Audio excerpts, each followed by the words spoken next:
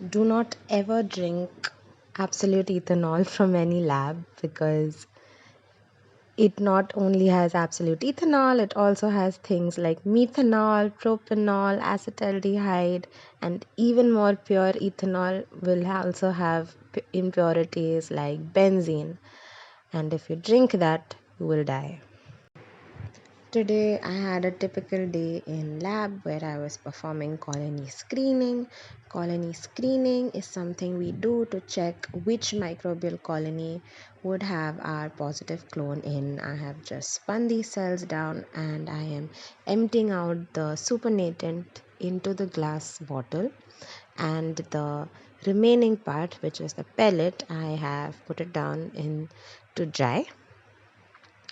Next, what I'm holding now is called a micropipette, which helps you allocate very small volumes of liquid. Here I have set it to around 450 microliters. What I did is put a tip, attached a tip to the micropipette, and now I will add 450 microliters of isopropanol to all my samples. What I'm doing next is holding a different kind of micropipette, which helps you allocate even smaller volumes of liquid.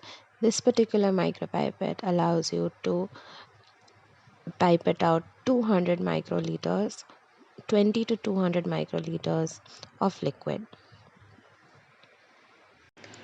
Today I had a conversation with one of the professors from my old college, and she asked me how my PhD was going, and I told her that it was very slow and none of my experiments are working. And she said something was like, yeah, that's typical, but the PhD usually flies after the third year. And I was thinking about that, and I don't know if that's true or not. I am almost at the end of my second year and my experiments is still not working, and I just hope they do start working sooner or later.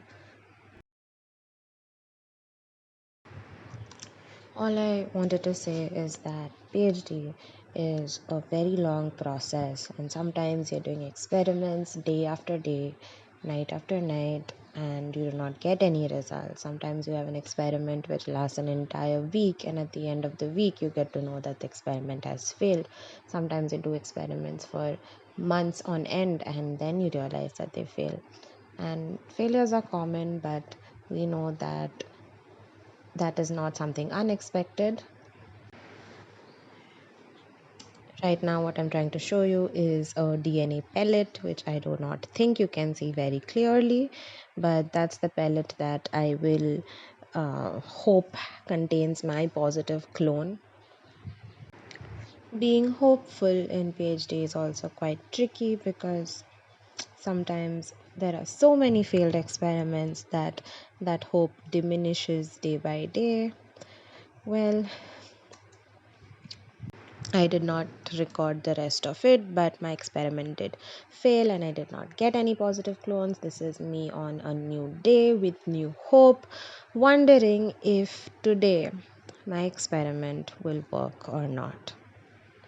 I shall see you next week for any updates.